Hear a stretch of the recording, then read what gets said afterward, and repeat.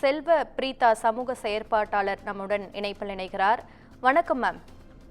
வணக்கம் ma'am. Ma'am, இந்த கள்ளர் சீரமைப்பினர் பள்ளிகளை பள்ளிக்கல்வித்துறை உடன் இணைப்பதை எப்படி மேம் நீங்க பாக்குறீங்க?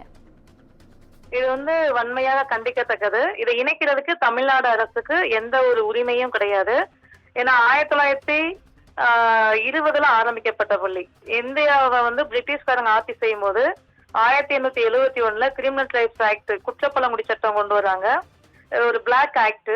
இந்த சட்டத்துக்கு எதிராக போராடி உயிர் நீத்து அதன் விளைவாக விக்டோரியா மகாராணி பார்வைக்கு போய் பாரிஸ்டர் ஜார்ஜ் ஜோசப் அவர்களால் இந்த வெளியுறவுக்கு கொண்டு வரப்பட்டு இந்த கள்ளர் பள்ளிகள் உருவாகுது. ஸோ வரலாற்று சிறப்பு மிக்க பள்ளி. மற்ற பள்ளிகளை இணைக்கிறதும் தவறுதான் எங்களை பொறுத்தளவு. இருந்தாலும் மற்ற பள்ளிகளுக்கும் கள்ளர் பள்ளிகளுக்கு என்ன வித்தியாசம்னா, மற்ற பள்ளிகள் பொதுமக்களோட வரிப்பணத்துல உருவானது.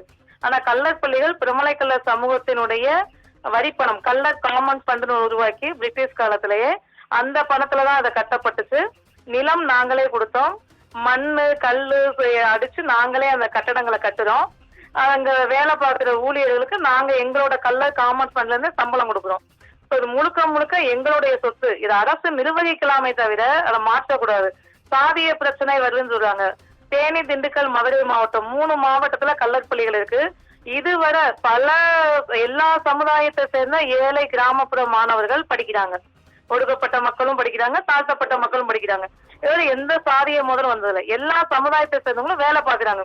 இதுவரை எந்த சாதிய மோதலும் பிரச்சனைகள் வந்ததில்லை. இது ஒரு தவறான முன்னெடுப்ப திமுக அரசு செய்யறாங்க. மேம், பள்ளி கல்வித்துறையுடன் இணைக்கும் நோக்கம் அரசுக்கு இல்லை என்று தற்போது அறிக்கையில் வெளிவந்திருக்கு. இது குறித்து நீங்க உங்களுடைய கருத்து மேம்? இது தவறான அறிக்கை மக்களை ஏமாத்துற ஒரு அறிக்கை. ஏன்னா 2022 அரசாணை 40 போட்டிருக்காங்க. அந்த 40 இன்னும் வாபஸ் வாங்கவே இல்லை.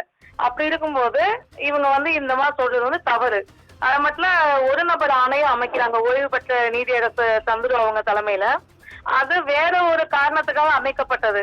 ஆனா அவரோட மென்ஷன் பண்ணும்போது முதல் வார்த்தையா கள்ளர் பள்ளிகளை இணைக்கணும், மாற்றணும், பெயர் மாற்றணும் அப்படின்றாங்க. ஒரு வரலாற்று சிறப்புமிக்க ஒரு பள்ளி. பெருங்காநல்லூர்ல 1920 குற்றப்பழங்குடி சட்டத்துக்கு எதிராக போர் நடக்குது. தென்னிந்தியா ஜாலியன் வாலாபாக்கு சில பேர் சொல்றாங்க. ஆனால் படுகொலை இது போர். இந்த போரோட சாட்சியா நிக்கிறது தான் கள்ளர் பள்ளிகள். இந்த வரலாறு இன்னும் வெளி உலகத்துக்கே தெரியல. இது பாடங்கள்ல படிக்க வேண்டிய ஒரு இது. ஸோ அதுக்கு சாட்சியா இருக்கக்கூடிய குறிப்பாக டிஎன்டி மக்கள், குற்றப்பழங்குடி சட்டத்தால் பாதிக்கப்பட்ட டிஎன்டி மக்களுடைய அடையாளமா இருக்கக்கூடிய கள்ளர் பள்ளிகளை அழிப்பது என்பது ஒட்டுமொத்த சமூகத்தையே அழிக்கிறதுக்கு சமம். இது சாதி பிரச்சனையும் இல்ல. அன்பில் மகேஷ் பொய்யாமல அமைச்சர் சொன்னது பொய்யான தகவல், மக்களை ஏமாற்றுகிற ஒரு தகவல். எதிர்கட்சி தலைவர் இதை முன்னெடுக்கிறாங்க, கையில் எடுக்கிறாங்க. அதற்காக இவங்க சொல்றாங்க, நாங்க கடந்த 3 ஆண்டுகளாக போராடிட்டு இருக்கோம். இதுவரை வாயே திறக்காத அன்பில் மகேஷ் பொய்யாமொழி, நேர்ல சந்திக்கிறதுக்கும் வாய்ப்பு கொடுக்காத அன்பில் மகேஷ் பொய்யாமொழி இப்பதான் வாய் திறந்திருக்காரு. அவர் சொல்ற தகவல் பொய்யான தகவல். இணைப்பில் உங்கள் கருத்துக்களை பதிவு செய்தமைக்கு நன்றி மேம். நன்றி.